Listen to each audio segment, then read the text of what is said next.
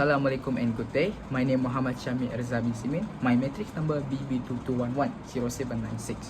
And now I will present about introduction. The wage disparity between native born and foreign workers is a globally complex issue, delving into labor market dynamics and broader economic inequality. Abdullah, Theodosio, and Zengalidis from 2020 discussed this complexity in native immigrant wage differences in Malaysia. The passage emphasized the foundational principle that wage should align with productivity. However, assessing individual productivity is challenging, leading employers to use components of human capital like education, experience, and skill as proxies for productivity. Notably, the passage suggests that personal traits such as gender, nationality, and race serve as substitutes for productivity when direct measurement is impractical. The core focus is on the persistent wage gap between native and immigrant workers, a global issue supported by empirical studies cited in the passage spanning various historical periods and locations. The sociality captures the essence of the wage differential discourse. Based on the research that been did, Ganesh assertion about public and private sector wage are estimated using the individual data. In this article show about salary difference between the public and private sector according to gender. In this article said that the public sector employed 13.9% of the total workforce and the private sector account for the largest share of employment in Malaysia but still get wage reduction in the private sector.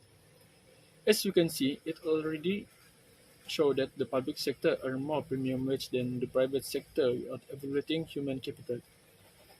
For men, wage peak is 30 years experience and for women, wage peak 24 and 26 years of experience in public and private sector.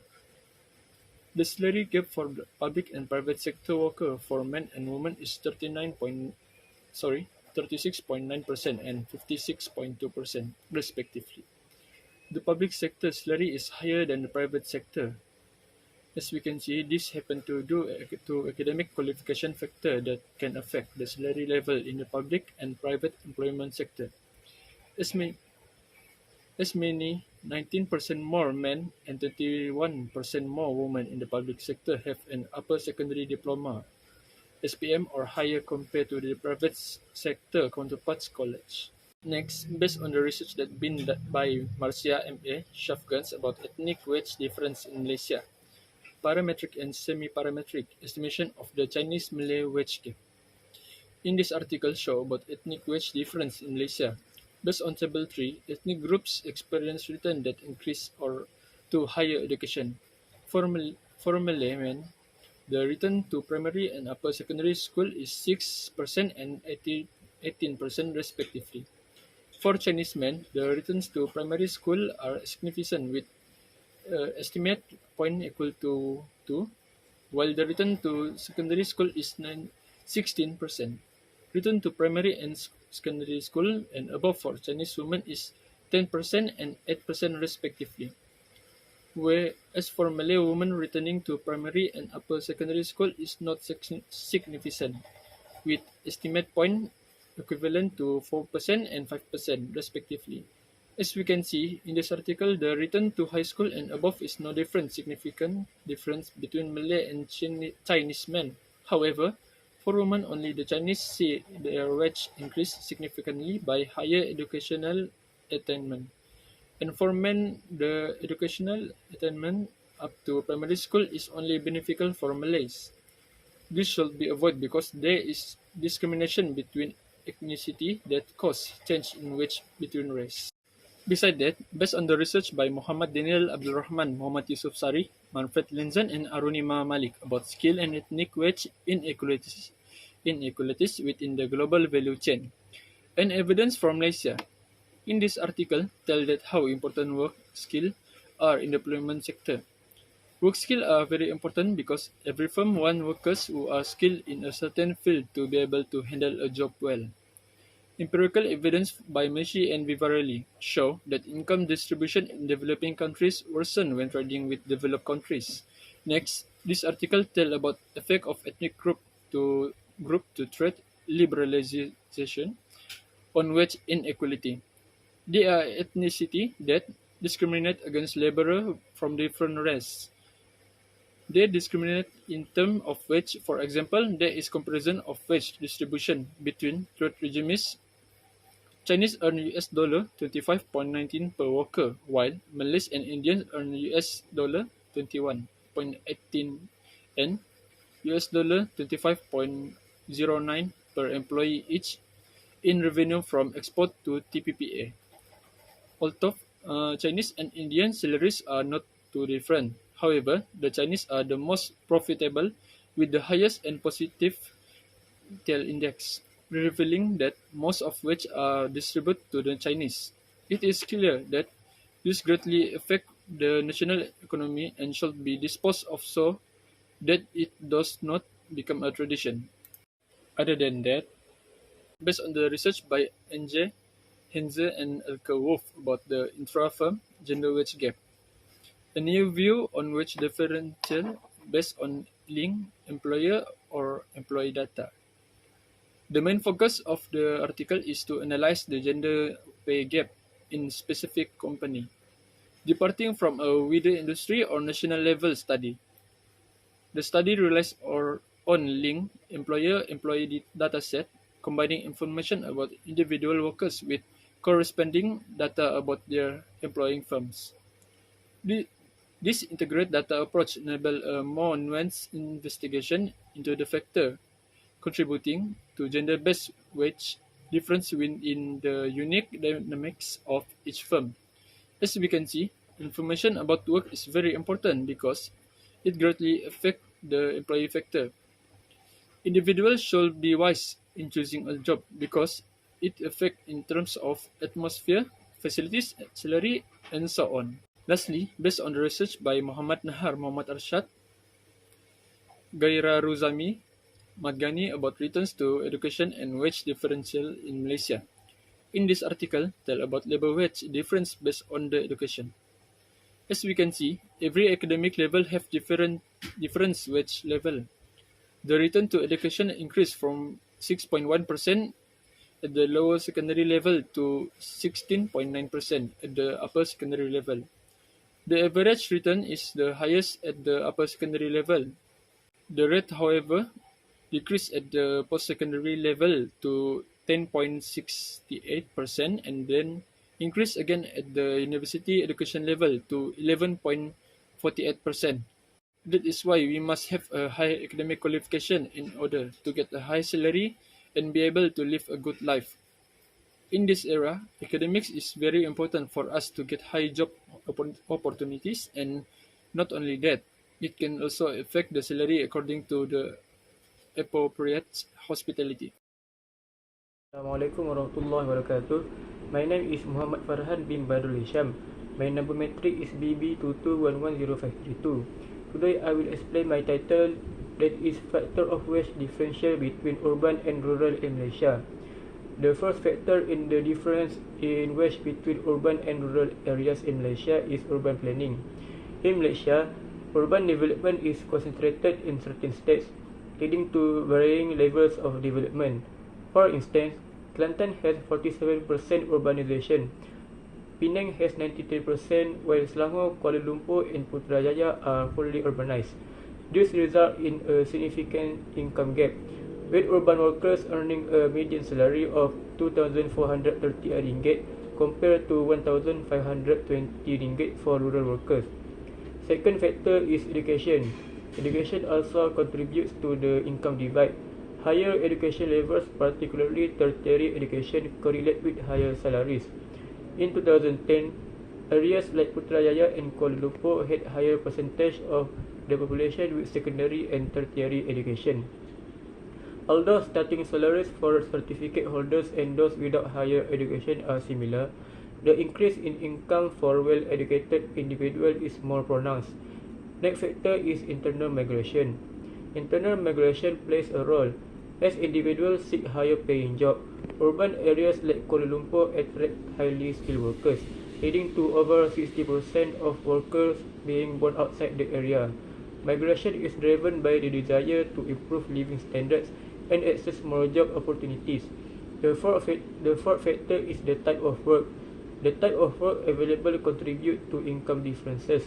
Urban states like Selangor and Kuala Lumpur offer higher paying jobs, such as managerial roles, with mean salaries of RM7,847 and RM5,084 respectively, compared to the national average of RM2,880 in 2017. Lastly is the inclusion of women in employment. The inclusion of women in employment has increased, but there's a notable urban-rural divide. In areas with many cities like Selangor and Kuala Lumpur, women participate more in the labour force, contributing to the higher per capita income. However, in less developed areas like Kelantan and Terengganu, a significant income gap persists, with women often remaining housewives. That's all from me. Thank you very much. My name is Muhammad Hafizam, BW Muzidil metric number BB2010335. Wage differential between urban and rural areas in Malaysia labour market will have significant impacts for both economic development and social well-being. Some of the impact is economic disparity, agriculture sector impact, government policy, education, income inequality, and social community. Economic disparity happen because of the huge wage gap between rural and urban areas. Urban areas generally offer higher paying job and more accommodation to attract more workers. This will create a slower and less economic activities in rural areas because people are moving out to urban areas. Then this will affecting the agriculture sector. Agriculture sector will decline because of the worker shortage. It's become harder to recruit new worker because people prefer to taking a higher higher paying job and comfortable job at urban areas. In the other hand, because addressing wage differential require many approach, including targeting government policy, the government will need to make some policy implement or adjustment. This to maintaining the balance between rural and urban in labor market or economic development. In terms of education and skill, it is crucial to make sure people in rural areas doesn't be left out from economic opportunities. Government and organizations should do more exposure to the people in rural areas by enhance seminar program, workshop, and campaign in order to stimulate others to join the agriculture sector. Then, income inequality happens for both individual and regional level because people are moving out from rural to urban areas. This will lead to social disparity in terms of living standard, accommodation, and service between rural and urban population, which will complicate us from achieving a sustained and inclusive economic development, especially to the rural sector. And lastly, to the social community, urban and rural population will experience two different economic and social realities because of the urbanization. Regarding three interconnected issues in Malaysia: urban-rural wage differentials, the impact of education on income inequalities, and internal migration contributing to the urban-rural income gap. Firstly, the wage disparity between urban and rural areas is attributed to uneven economic development.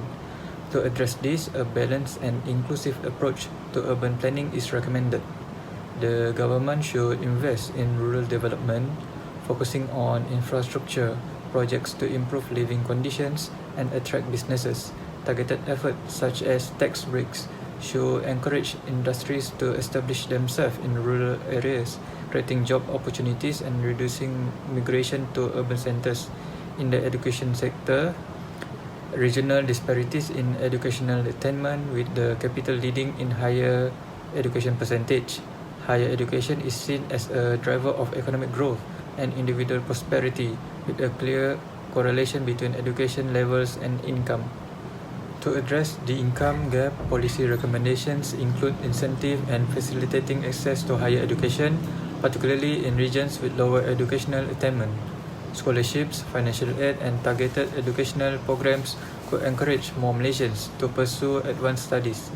Internal migrations toward urban areas increase the urban-rural income gap. Skilled individuals are drawn to urban centers due to better salaries and career opportunities, leaving rural areas with a limited pool of professionals. Recommendations include implementing a differentiated wage system that considers regional cost of living and job market dynamics. Competitive salaries in rural areas coupled with incentives like tax breaks could attract skilled workers. Infrastructure development and amenities in rural areas could enhance overall living standards, making them more appealing. Additionally, fostering regional economic development initiative could create localized job markets, reducing reliance on urban centers for professional employment. In summary, addressing Malaysia's income inequality involves a comprehensive strategy. This includes balanced urban planning, incentive industry in rural areas, promoting higher education access, and implementing measures to attract skilled workers to rural regions. A holistic approach that integrates these recommendations could contribute to a more equitable distribution of economic opportunities and reduce the urban-rural income gap in Malaysia. Thank you, Doctor. Recommendation related to wage differential issue in the labour market type of work. The economic disparity between Malaysia urban and rural district is directly related to the type of work accessible in each location. To improve pay inequality in Malaysia, a tolerant strategy is required. Urban regions like Kuala Lumpur provide a paying job compounding the urban-rural economic disparity. Implementing an advanced pay strategy with variable scales that reflect regional economic reality can help to overcome this gap. Increasing pay for specialized profession in rural region, encouraging economic diversification and customized education program to rural requirement are all conducive initiatives. This comprehensive approach seeks to build a balanced employment market and slow the rate of job migration to urban areas. Inclusion of women in employment. The increasing participation of women in the workforce is a positive trend, contributing to economic growth and diversification in Malaysia. However, it also brings attention to the disparity in income and employment opportunity between urban and rural areas. Promoting gender equality in Malaysia workforce necessitates gender-sensitive wage policy, advocating for equal pay and fair wage across sectors, encouraging work-life balance and targeted initiative in region with a lower female workforce participation along with diversified employment opportunity in non-traditional sector are crucial. Government support incentive business for gender diversity and rural development play an important role in fostering an inclusive and balanced economic landscape. In conclusion, Abdullah and other characters study highlights global native immigrant wage gaps. The complexity of fair wage determination reflected in the diverse empirical studies underscores bias and inequalities. Addressing this requires comprehensive strategies, integrating individual and systematic factors. Policies promoting fair employment, skill development, and education access are crucial for closing the pay gap and ensuring equitable compensation in perspective of origin.